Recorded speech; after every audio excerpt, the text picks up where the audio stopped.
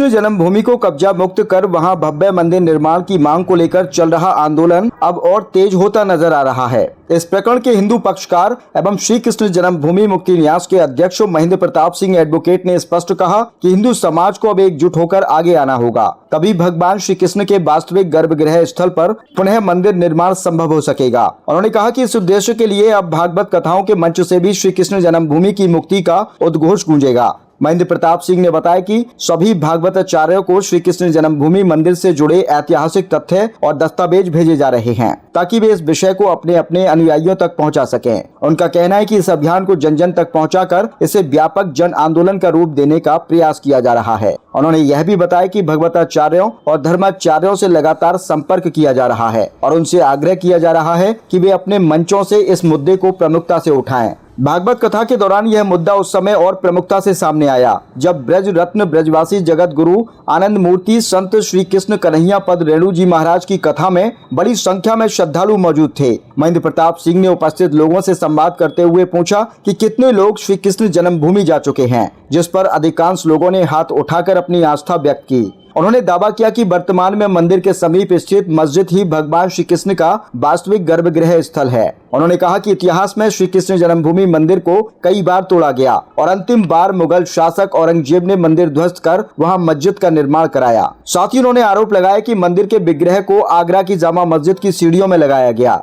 सभा के दौरान उन्होंने श्रद्धालुओं से सवाल किया, क्या असली गर्भगृह स्थल हिंदुओं को मिलना चाहिए और क्या विग्रह वापस लाए जाने चाहिए, जिस पर लोगों ने समर्थन में हाथ उठाए। महेंद्र प्रताप सिंह ने बताया कि इस मामले में सबसे पहले उन्होंने ही हाई कोर्ट में बात दायर किया, जो वर्तमान में विचाराधीन है। उनका कहना है कि हिंदू पक्ष के पास मजबूत साक्ष्य हैं, जबकि प्रतिवादी पक्ष अब तक कोई ठोस प्रमाण प्रस्तुत नहीं कर सका है। उन्होंने कहा कि देश विदेश की लाइब्रेरी से ऐतिहासिक ग्रंथों और राजस्व अभिलेखों का अध्ययन किया गया है, जिनमें कहीं भी मस्जिद होने का उल्लेख नहीं मिलता, बल्कि सभी साक्ष्य मंदिर के पक्ष में संकेत करते हैं। उन्होंने यह भी जोड़ा कि मुस्लिम साहित्यकारों के लेखन में भी मंदिर का उल्लेख मिलता है।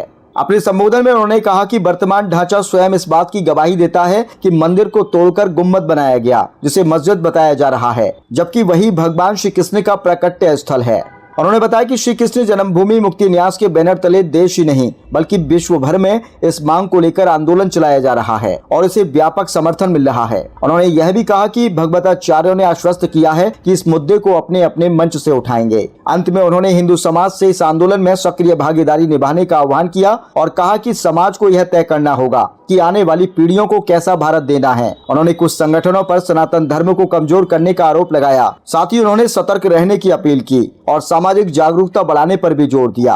कार्यक्रम में ईश्वर चंद्र रावत सहित अन्य श्रद्धालु मौजूद रहे। इससे पूर्व महेंद्र प्रताप सिंह एडवोकेट ने संत का माल्यार्पण कर स्वागत भी किया। पीछे इस कार्यक्रम के आयोजक राठौर परिवार को बहुत बहुत शुभकामनाएं, आभार उनका।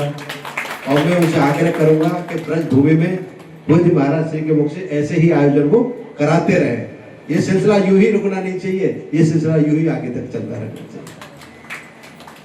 और हमारे बड़े वृंदावन के एक ऐसे समाज से भी आदरणीय हमारे ईश्वर चंद्र रावत जी बैठे हैं, तो बड़े सौभाग्य हैं। मैं अपने को बड़ा गौरवान्वित महसूस कर रहा हूँ पूज्य महाराज जी के चरणों में आकर के। ज्यादा समय नहीं लूंगा कि महाराज जी को कथा कहनी है आगे। श्री कृष्ण जन्मभूमि कौन कौन लोग गए, आप हाथ उठा के बताइए। हाँ, अच्छा, सभी लोग गए, बहुत बढ़िया। वहाँ एक मस्जिद बनी है ना मस्जिद। हाँ, वहाँ जो मस्जिद बनी है वो भगवान के असली गर्भगृह पर बनी है। श्री कृष्ण जन्मभूमि को 4 बार तोड़ा गया, 4 बार, और अंतिम बार 1670 में महाराज श्री औरंगजेब के द्वारा इस मंदिर को तोड़ा गया। और मंदिर को तोड़ा गया, आप रिकॉर्ड कर लीजिए, बोलिए अपने मोबाइल में ले लीजिए, अपने रिश्तेदारों को, घरों को भेजना है इस इतिहास को। मैं इसलिए बता रहा हूं कि आपको पता होना चाहिए। अंतिम बार 1670 में से तोड़ा गया और भगवान के विग्रह वो आताताई औरंगजेब आगरा ले गया। और आगरा में एक जामा मस्जिद है, जामा मस्जिद की सीढ़ियों में विग्रह उसने लगा दिया। वो आज भी लगे हैं वहां पर। वो लोग पैरों से चढ़ते उतरते हैं। कैसे दुर्भाग्य की बात है, मेरे भारत में, मेरे सनातन के भारत में मेरे ठाकुर जी आज भी सीढ़ियों में लगे हों, इससे गलत बात कोई हो नहीं सकती। हमने इसको लेकर के 2 केस डाले हैं। पहली हमारी मांग है कि 13.37 एकड़ जो टोटल जमीन है, जिसमें 2.5 एकड़ में गर्भगृह बना है, जब मस्जिद बनी है, वो जमीन हमको मिलनी चाहिए। मिलनी चाहिए? हाथ उठा के बताइए आप मुझे। हाँ। दूसरी हमारी मांग है कि ठाकुर जी के विग्रह आगरा से ससामान लाए जाएं और उनकी प्राण प्रतिष्ठा असली गर्भगृह में होनी चाहिए। होनी चाहिए। इसी को लेकर के हम केस लड़ रहे हैं। और आप जैसे महापुरुषों की कृपा से, आपकी कृपा से महाराज श्री से चर्चा होती है, इस विषय को लेकर के परामर्श होता है, और महाराज श्री ने हमसे कहा आप चिंता मत करिए, मैं तन मन धन जीवन से आपके साथ। तो ऐसे महापुरुषों के लिए ताली जोर से बजनी चाहिए सदन में। आप सबकी बहुत बड़ी जिम्मेदारी है कि हमारे साधु संत सुरक्षित रहे, हमारे मठ मंदिर सुरक्षित रहे, हमारे शास्त्र सुरक्षित रहे, गाय गौरी गंगा सुरक्षित रहे, तो ये देश सुरक्षित रहेगा। नहीं तो 350 संगठन इस देश में इस्लाम के इस देश को खोखला कर। तो हम सबकी जिम्मेदारी है कि इन संतों को, साधु संतों को, मठ मंदिरों को मजबूत करें। अगर ये मजबूत होगा तो सनातन मजबूत होगा, और सनातन मजबूत होगा तो राष्ट्र मजबूत। इसी को लेकर के लड़ाई उच्च न्यायालय इलाहाबाद में चल रही है। महाराज जी आज ही डेट थी उसमें, आज ही डेट थी, अभी डेट में से आ रहा है, तो आज ही उसमें डेट थी। अब 10 अप्रैल डेट लगी आगे। उसकी पक्ष आपकी तरफ से हम पूरा रख रहे हैं। हमने इतिहास की पुस्तकें, जमीन के डॉक्यूमेंट, नगर निगम के डॉक्यूमेंट सब न्यायालय में रखे हैं। उनके पास कोई सिंगल डॉक्यूमेंट नहीं है, जबरदस्ती कब्जा करके वो हमारी संपत्ति पर बैठे हैं। इसके लिए उन्होंने धमकी दी, मार देंगे, काट देंगे। हमने कहा याचना नहीं, अब रण होगा, संघर्ष बड़ा भीषण होगा। कितना भी बड़ा संघर्ष हमको करना पड़े, कोई भी लड़ाई हमको लड़नी पड़े, लेकिन भगवान कृष्ण का जैसे राघवेंद्र सरकार का अयोध्या में मंदिर बना है, ऐसा ही भव्य और दिव्य मंदिर मथुरा में बनाएंगे। दुनिया की कोई ताकत नहीं है। और ये कैसे होगा? ये आपके सहयोग से होगा। ये कैसे होगा?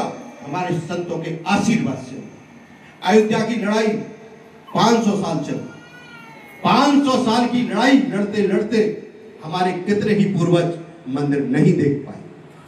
संतों के संघर्ष से, आप लोगों के सहयोग से राघवेंद्र सरकार का मंदिर अयोध्या में बन गया है। हमने कहा कि हम 500 साल इंतजार नहीं करेंगे। हम इसी पीढ़ी के सामने जल्द से जल्द मंदिर बनाएंगे, और उन बेदारियों को हम पूरा चैलेंज करते हैं कि कोई ताकत तुम्हारी नहीं है जो हमको रोक ले। ये लड़ाई बहुत शीघ्र खत्म करेंगे। भगवान का भव्य मंदिर मथुरा में बनाएंगे। ये प्रयास हमारा जारी है, और पूज्य महाराज श्री के पवित्र मन से मैं आज सबको आश्वस्त करके जाता हूं कि मंदिर का निर्माण होगा, अवश्य होगा, कोई रोक नहीं पाएगा। मैं कहूंगा आ गए हैं अवध बिहारी, और अब आएंगे कृष्ण मुरारी। आ गए हैं अवध बिहारी। कैसे आएंगे कृष्ण मुरारी? आवाज ही नहीं है। आ गए हैं अवध बिहारी, आएंगे कृष्ण मुरारी। राठौरो एटा के और जहाँ ठाकुर हो, जो भी हो, पंडित हो, तो आवाज जोर से जानी चाहिए। आ गए हैं अवध बिहारी, आएंगे कृष्ण मुरारी। आ गए हैं अवध बिहारी, आएंगे कृष्ण मुरारी। हाँ, ये बात हुई ना। देखिए आप सब लोग ऐसे हाथ करेंगे अपना अपना। मैं शपथ दिलाऊंगा आपको। मैं भगवान कृष्ण की शपथ लेते हैं।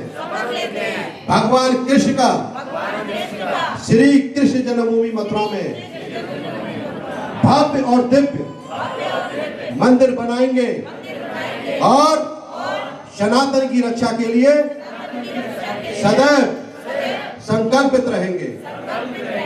बहुत बहुत आभार आप सबका, बहुत बहुत धन्यवाद। और पूज्य महाराज श्री की कृपा से ये आंदोलन चल रहा है। महाराज